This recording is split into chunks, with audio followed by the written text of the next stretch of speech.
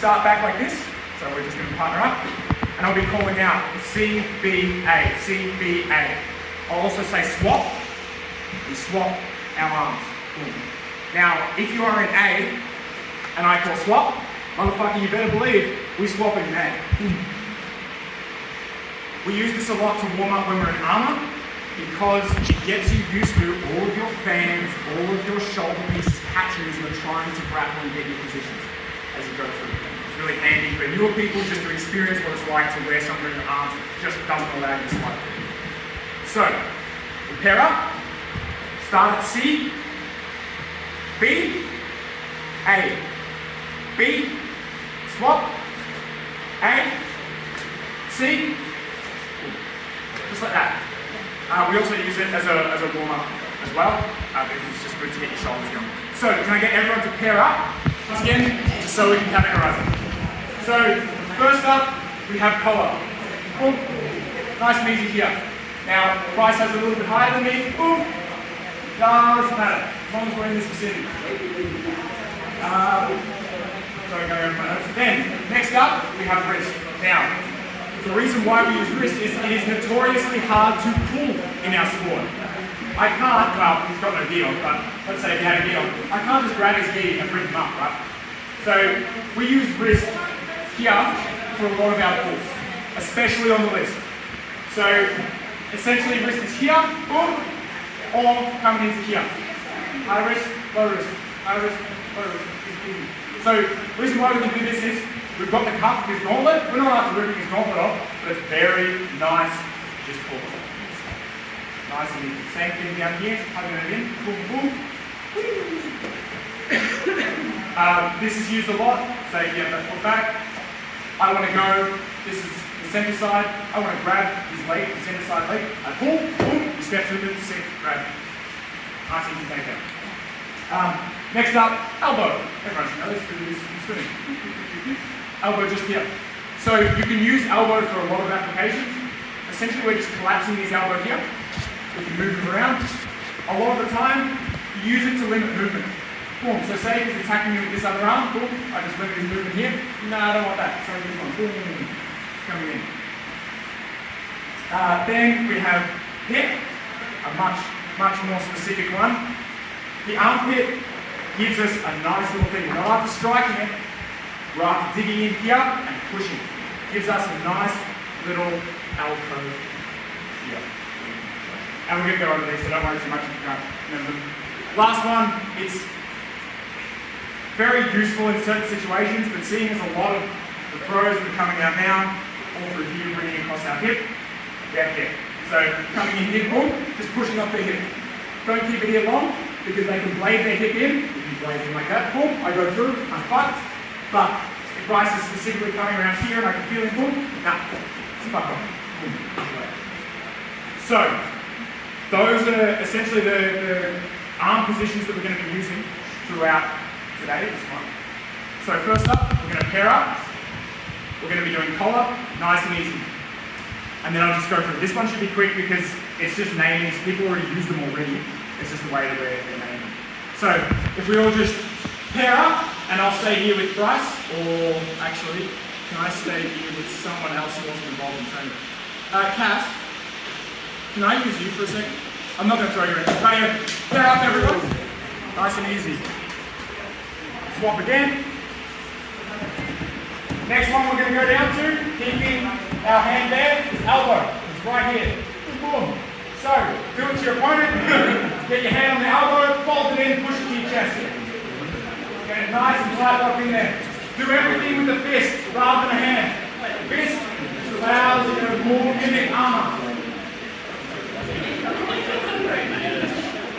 Next up, we're going to come up, move our hand from elbow to wrist. As we do that, we're just going to pull back a bit. Boom. So we just separate. Awesome, awesome. Then we're going to swap. So we bring our arm in, we place it on their shoulder, our other arm comes up onto wrist. Yeah. Next up, we're going to do low wrist, so we're currently at high. Now we're going to do low, so we're going to drop our arm down to their hip. Boom. Our opponent is going to slide their arm down and capture, squeezing against our body. So if it's down here, capture, squeezing against our body just down here. So their hand is just poking out, just there. So slide your hand down to the hip. If your opponent catches it, you do the same thing to them. Boom, boom.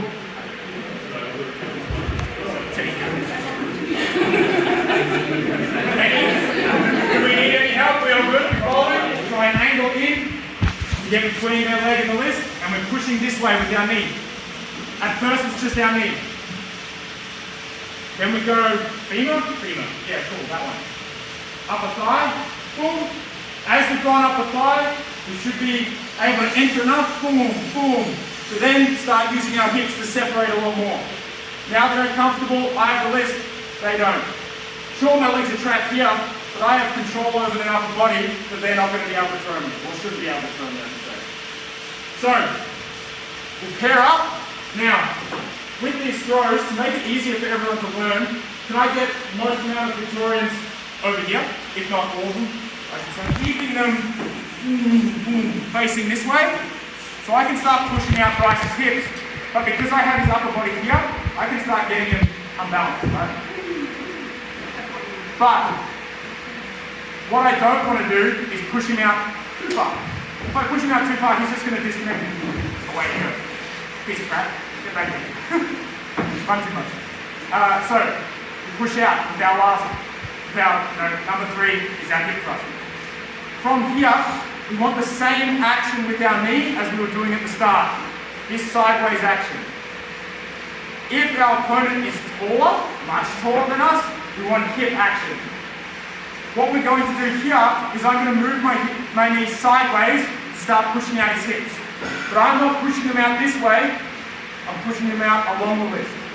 So if Bryce was taller, I would use my hips to push this way. With this arm that's around them here, got top control, we push, we just reverse the back. Boom, reverse back like this. Down they go. Boom, and just allow them to fall. Now, there are a few extra little bits to this, which we'll be going over bit by bit. So we'll do this, we'll stop, add another thing on, add another thing on, add another thing on. Just so we get that movement right. Next little step with this one. Coming in, boom, we do our weasel, and we're going for our reversal. This arm, the free arm, is currently on the list.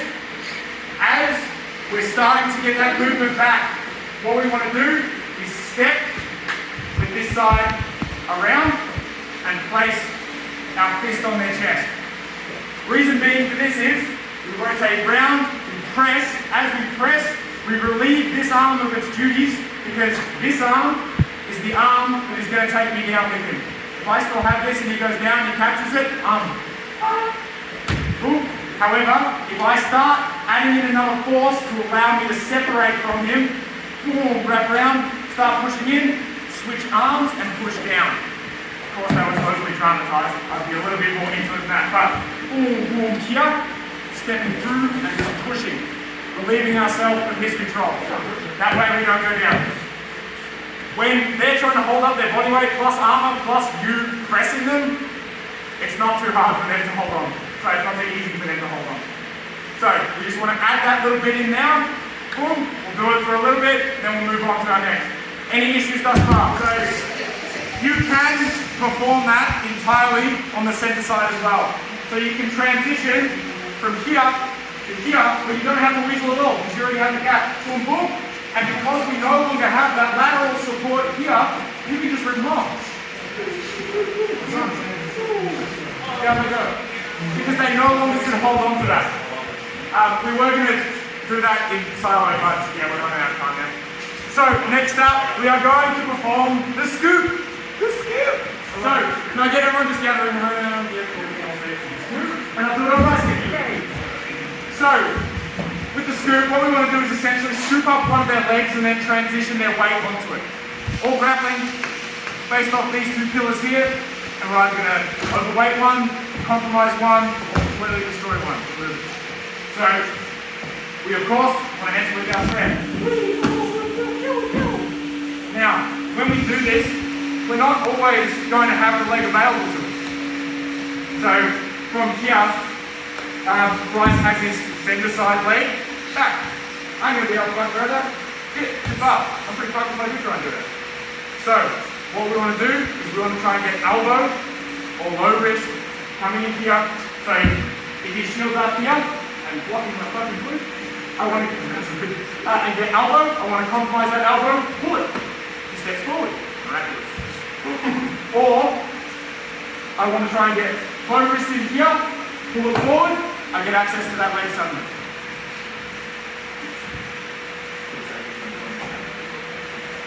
So, if our opponent is not playing ball, there are ways to make them play ball. Getting wrist and moving their legs is one of them.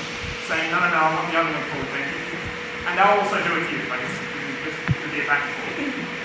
So from here, what we want to do, we always want, well for these throws at least, we always want top control on the wrist. Bottom control is a little bit harder to manage now, because if I'm bottom and Bryce goes, cool, that's your head, please. Wraps around, boom. There's not too much I can do against that head because I can't wrap around that wrist. So defending ourselves against that head. Awesome. So let's play through it. We come up, we get our positions. I've got top control, I've managed to come in here and grab wrist. Then what I want to do is push him with my head or my shoulder towards the wrist. What this does is it transitions his weight to his wrist side leg. So if he's here, transitions to here. What does that do? That applies way less friction to his center side leg. So it's much easier. Scoop up. So when we have done that, we come in, we get our positions, we transition our opponent's weight, or some of it, to the left side. We then balance with our front foot. So we start putting it in our center, not theirs. Why? We're taking away one of our pillars. We can't rely on ourselves to be able to balance ourselves when we're moving our weight here if we retain the same feet position. So we want to move our left side leg over a bit. Just to regain some balance when we do it. Boom. Transition weight. Transition my balance. Boom. We go for the scoop. Please don't do this violently, but in reality it doesn't need to be violent. Just at the start. Boom. As I go for the scoop, I want to pull his leg at the same time I'm ripping. Right? Boom. Pull his leg. And down they go. So, coming in, offering our set, boom, boom, boom. Getting our positions, making sure that Bryce has his correct leg forward. Getting my balance, coming up, grabbing that leg. As I grab that leg, boom, I don't want to rip this way if I haven't moved his leg, because what does that do? Transitions his weight, back on that foot, I can't move it. So boom, here, keeping that weight, as I grab it and start to rip it, down they go. Keeping that leg rounded down, boom. Same thing as the reversal. We transition our hands, boom, from here behind them. As we scoop, and this has done its job, we transition to the front. So we don't get down with it. Right. You want to go over one more time? Enter. Positions, getting top control before bottom control. Transitioning their weight. Transitioning your center. Scooping, ripping. Down they go. Let's do it.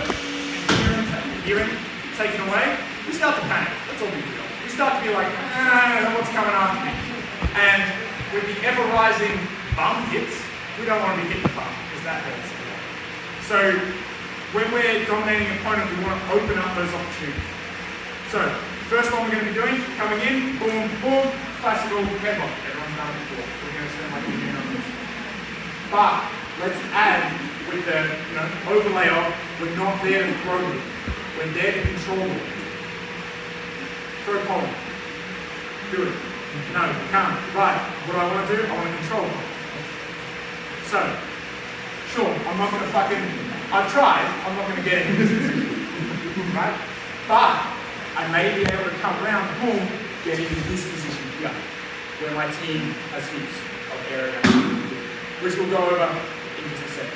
So they're the first two that we're going to do. People have already done the last one, well, people do it always, and it is just locking down your opponent. Reversing Eric, reversing Bryce, reversing Sam. Run around. We don't want you to run. Stop running. Come in, boom. Center side wrist. Pull their leg forward. Grab their leg. Trap their leg. Boom. Different to weaseling. It is. But same position, right? Only difference is we've locked down their leg. They ain't going anywhere. They've got to deal with this before they run. So we've got like possibly 2 seconds before they run away. So we can more do it. First, headlock. Second, weaseling, rotating back. Third, coming in, wrist, pull, leg, grab, rotate back. Can't see anything. Can't, quickly do stuff like that. Dan, come over. Do the sneaky thing that Sam does. Colin's behind you. Thanks, Sam. Cool. Righty up. Let's split off onto the list. Just go through those positions really quickly. Boom. So we're fighting. We're going through our motions. As I said before, we've found generally top control of this arm is better than bottom. Boom. Underneath. So an underhook isn't as good because Luke just sit on that arm and it's like not as good. Because previously, before, when we just had this list again and there's no tabletop, it could wrap around it. So underhooks were really good to just pry people off and be like, nah.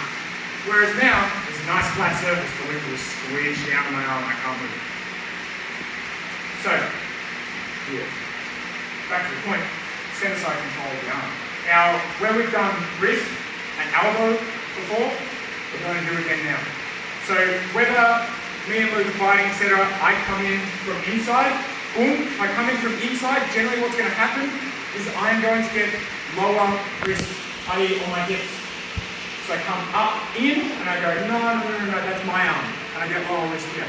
Boom, I can start pulling it. Easy. If I come from outside, so boom, here, I'm coming in from the outside, I'll get upper wrist. Nice and easy. I also have access to elbow. But what we want to do here to highlight all of that is we want to be controlling that arm because once we're in a 2v1, once we're in a 2v2, me and Luke are fighting here, we've got our floaters here and here. If I just be like, cool, Luke's open, and Luke can struggle, etc., like you can move around, whatnot, you can think you're safe, etc. But what I have opened up is a very nice, squishy target. It's not actually squishy because they're bone, it's your ribs. Now, a lot of people, they go for head, they'll go for legs, etc. But motherfucker, you hit someone in the ribs, they're going wrong. Like, probably the ribs, I should say. They drop pretty quick. So, of course, you have armor and whatnot. You can have a cuirass. But, controlling this arm starts to make your opponent panic. Starts to make them go, oh shit, there's another person there, I can move this arm all I want. But this arm, I can't actually defend myself. I'm at my opponent's mercy when I start controlling this, right? So all of these things, sure, will lead to kills, but we have to layer things first. So we're not coming in here, we're not just be like, cool, I'm getting this position because I want to do this throw. No, I'm doing this because I want to start controlling my opponent to start opening up opportunities. This being a nice, good opportunity. And it leads into all kinds of stuff and just opening them up. So just highlighting, we're not going to do a drill on it, but just highlighting that center side control will make or break some of your fights purely because your opponent is starting to panic. They're not thinking clearly anymore. You've got it, boom, they're like, I can't control, shit. And they're too occupied on what's happening up here for them to think about what's happening down here with you kicking out their legs, with you positioning yourself to grab and throw. Very good to occupy your opponent in that way, or just opening up targets for someone to come in.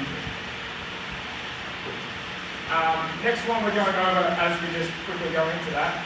Awesome, we've just done opening up the ribs, right? As I did just then, no one really wants to get in these ribs.